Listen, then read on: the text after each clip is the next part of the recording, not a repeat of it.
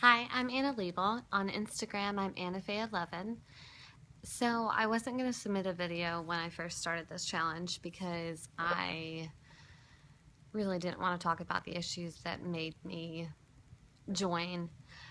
It's easier for me to put it in writing than to actually sit and talk about it because even though they might have happened a while ago, they're still kind of fresh in my mind.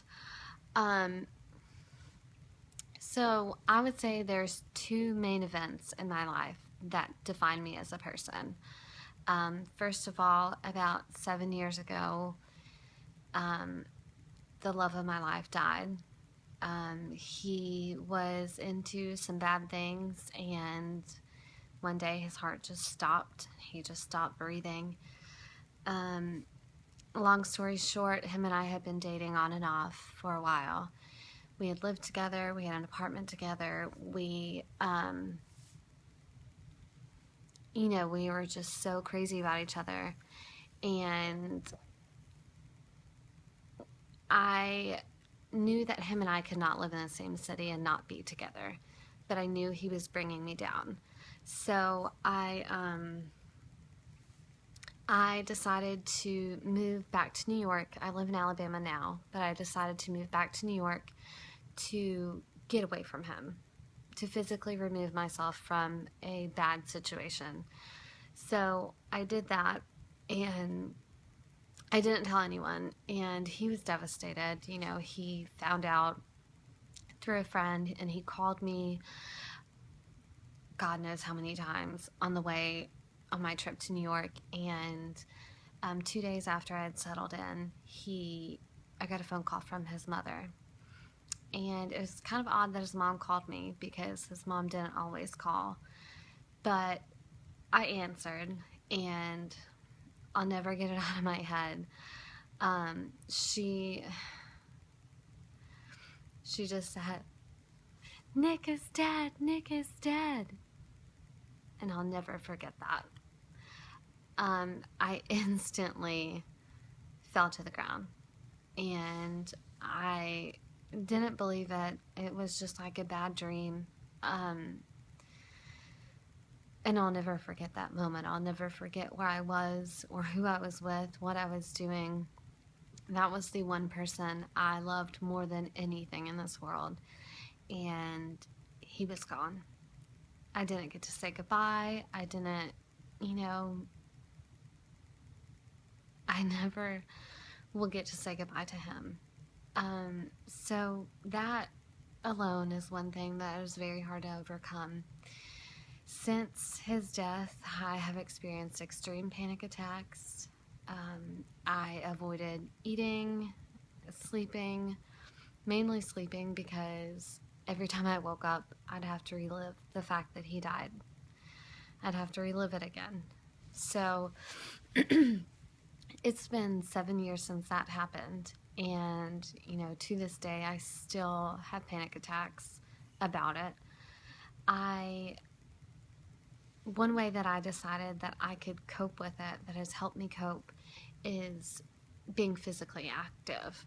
I began running a lot, and that was kind of my therapy to be able to keep it together with, I had to keep on moving. I was in college. I had to get done with that and make good grades. I was paying a lot of money to go to school. So running has been a very big thing for me. And then I recently stopped doing that because I noticed that I was losing weight. I was never getting back to the weight that I wanted to be. So I've kind of quit the cardio and been doing more weightlifting. The second thing that I would say that really molds me as a person would be the fact that I'm a single mother. I was engaged to my son's dad and pregnant with his child, and at 36 weeks pregnant, he walked out. He is now married to the girl he was cheating on me with, which is very hard to deal with, but it's something that I've overcome. I talk to her, I acknowledge her, she, you know, destroyed my family, as you could say, but that's not a grudge that I want to hold for the rest of my life. I want to forgive her and learn how to cope with it, and forgive him too. He's just as guilty. But that was one of the hardest things of my life. I, was pregnant, and I cried every single night, praying to God that something would give, that something would become easier, because being a mother is not easy, and doing it on your own is really not easy. But it's been 3 years, and his dad has proven to be an amazing father. His dad actually is coaching his soccer team, which is kind of nice. We get along really well. We've learned how to parent together without killing each other. So, we just weren't meant for each other. But the timing, everything, it just was horrible, because the whole time I gave birth, I was thinking, oh my goodness, I hate you so much that you're just going to see this child and you're going to leave us, that you're going to leave. That was hard to deal with. I mean, he's not a bad dad, so I'm not trying to bash him. He did show up at the birth. He was the only one in the room with me. And so anyways, those two things kind of mold me into the person that I am. Coping with a death, and coping with giving birth, and being a single parent. Since I've given birth, I have more fun. I have experienced postpartum anxiety, where you're very anxious about everything, is what that is. And I actually recently did a post on this. I was to the point I was not sleeping, because I was continuously getting up and checking to make sure he was alive. I wouldn't go in public because he would be screaming and people would be staring at me. I was so on edge that it was getting in the way of my daily life. So the gym is also a way that I have dealt with this. I have figured out ways to work out with him. We've done some runs together. We work out together. We actually posted a lot of videos of us doing our workouts together. So that's one way that I've coped with that. So bottom line, I have postpartum anxiety, and that's hard to deal with. And so the point of me entering this contest and posting about my life, very personal things, is to reach out to people, to get them to realize that there is hope for if you have these issues. There's hope for if you are a single parent. There's a way to make it work. There's a way to get along with the other parent and to co-parent together.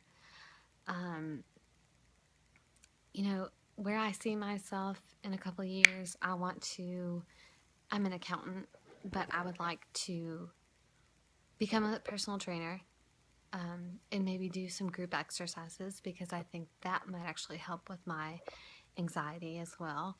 So I think it would be fun to be a group exercise instructor, to be a certified trainer, but still obviously be an accountant and keep my full-time job.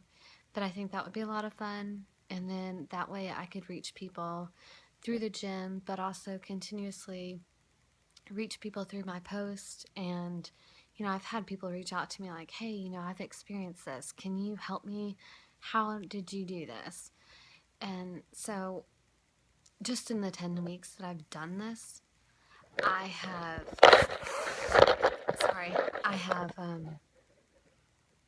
gotten a lot of people looking into what I'm doing and asking questions, which is awesome. And that's what I really like. I really want to,